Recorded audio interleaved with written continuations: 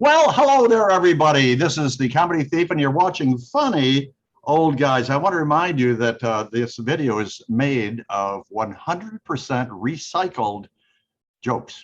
That's what it is. Dr. Fatpacker, say hello to our wonderful video audience. Hey, jawohl. Guten Tag, everybody. Yes, indeed. And below me, with his winter cap on still, is Homeless Charlie. Homeless Charlie, say hello to the crowds that are watching us.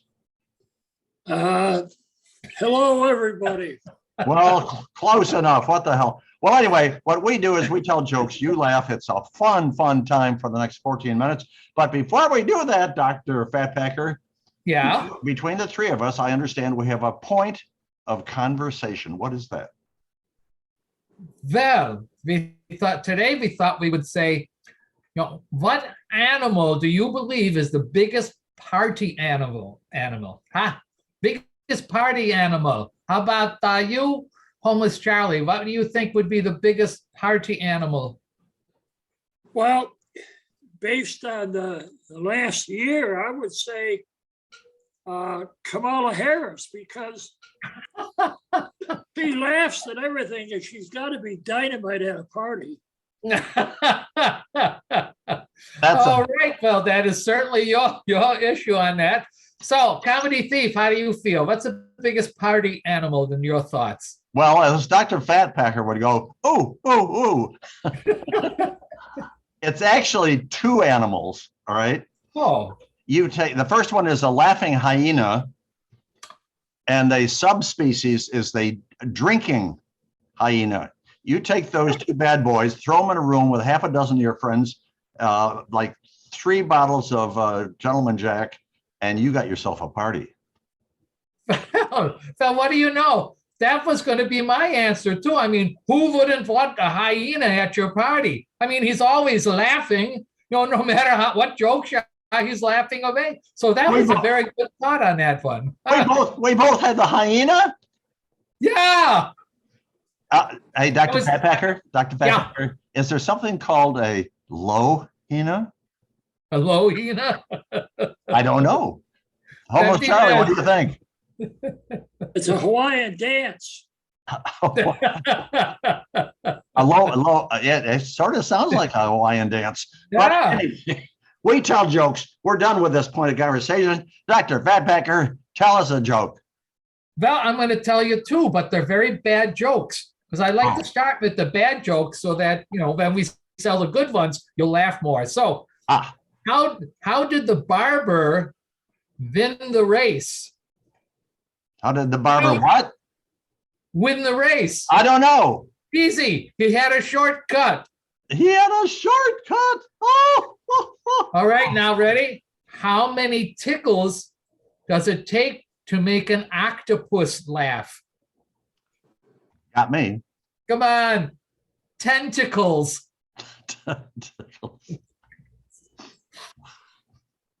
Moving right along. Did you say testicles?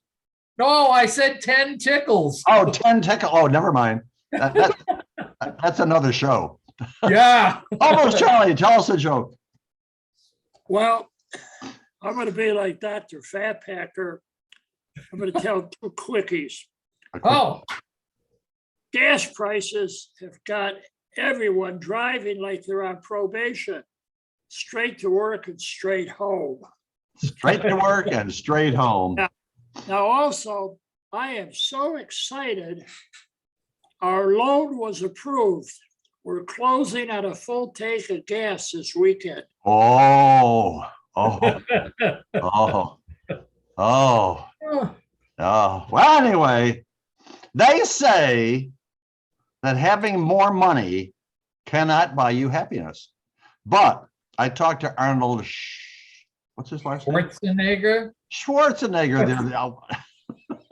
And he said, I have $50 million. He says, I was just as happy when I had $48 million. So that takes care of that little philosophy. Anyway, Dr. Fatpacker, tell us a joke. Oh, well, I'll tell you this little story in this tradition of Italian families. So this one daughter, she spends her wedding night in her family home. And then her mother sleeps in the adjacent room just in case she has any questions, right? So mama tells her that, says, you have any problem, you come and see me.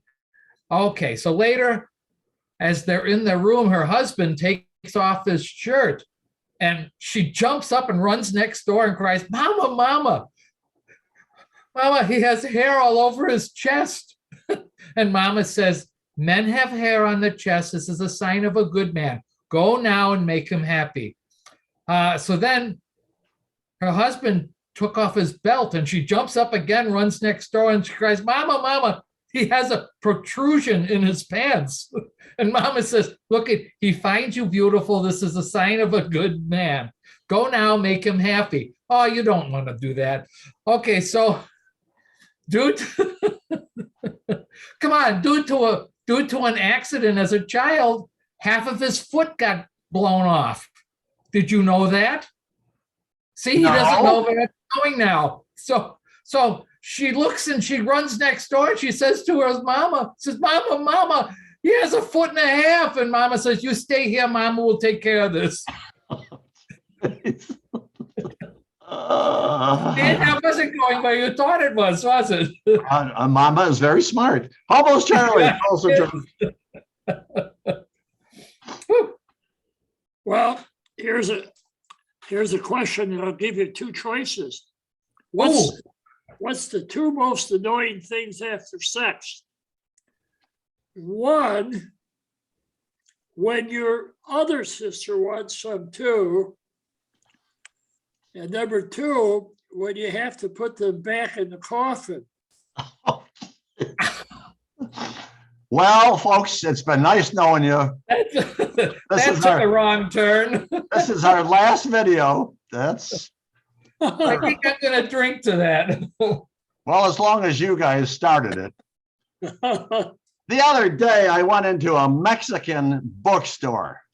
Yeah. And the clerk said, may I help you? And I said, yeah, do you have that new book out? I can't remember the name, but it's a new book about illegal aliens. And the clerk said, get out and stay out. And I said, yeah, that's the title. That's the one. Oh my goodness. Dr. Fatpacker. Well, someone asked me the other day why I am so calm. When I told them that, you know why? It's because I have a lot of patience. A lot of patience. Oh, almost Charlie. Well, if a man speaks in the forest and there is no woman there to hear, is he still wrong? The answer is, you betcha, Red Ryder. Yeah. Well, my Aunt Ruth. Oh, yeah? She had a very rough upbringing. For example, when she went to the park every Saturday, the ducks used to give her bread, right? And on garbage days, she used to run down the street chasing the garbage truck just so she could work out a menu for that evening. In fact, her life was so rough that— How rough was it? Well, it turned out that Nigerian princes were sending her money. She had a rough life. Dr. Fatpacker. My goodness, I buy all my guns from a guy called T-Rex. He's a small arms dealer. A small arms dealer? Oh my God. Yeah. Okay, moving along. Homeless Charlie. Well, they say that milk is good for your teeth. Oh. So is minding your own damn business. Well, let me see what time. Oh, we're in good shape here. Let me see. Oh, I found out. Hopefully you guys, I didn't tell this. This is a repeat here. I found out my cat can talk. Oh, wow. Well, the cat came up to me the other day and says, I was all ready to vomit, and then I realized I was on your hardwood floors. So I moved over to your brand new carpeting. That's my cat talking.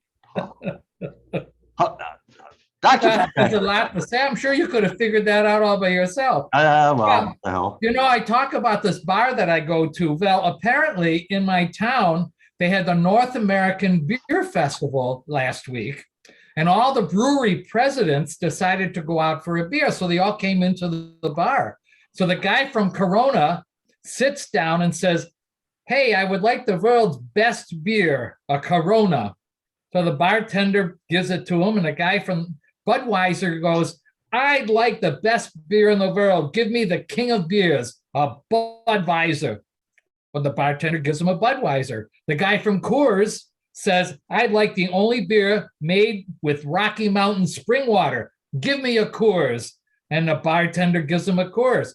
The guy from Molson sits down and says, "Give me a Coke." And the bartender looks at him, he goes, "All right," and he gives him a Coke. The other presidents look at him and he says, "What's the problem? So why aren't you drinking a Molson's?" And he goes, "Well, I figured if you guys aren't drinking beer, neither would I." Oh, that should make all Zinger. our Canadian viewers very happy there, Dr. Fatpacker. Yeah, well, we try. Homeless Charlie, tell us a joke. Well, I maybe had- not. One. Oh, by the way, this is your last one, Homeless Charlie. My last, well, there's a saying that the truth shall set you free. Yes. Unless you're in court, then you should probably shut the hell up. Well, that makes sense too. Well, Perfect. as a child of age 14, my mother gave me some advice. She says, don't go into those cheap, sleazy, raunchy strip joints, or you're about to see something that you don't want to see. So I went anyway. And you know what I saw? What? My dad.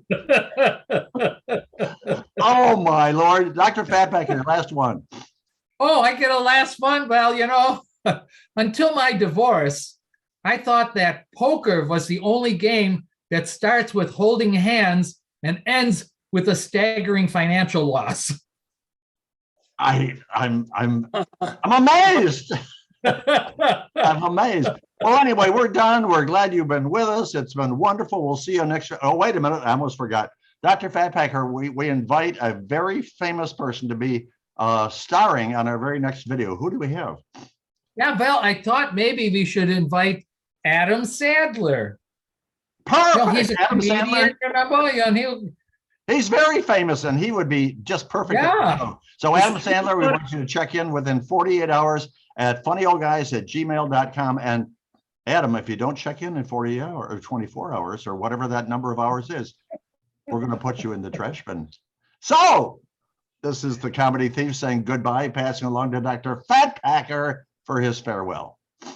Well, auf Wiedersehen, everybody. So glad you came to see us today. Oh, by the way, if you happen to feel like it, you know, go to the YouTube thing and subscribe. That would be very nice. We'd appreciate that. And last but not least, we have Homeless Charlie. Say goodbye to our fabulous fan base of boys and girls. Goodbye to our fabulous fan base of boys and girls. That's it. We're done. Everybody wave goodbye. Everybody wave goodbye. We'll see you down the road.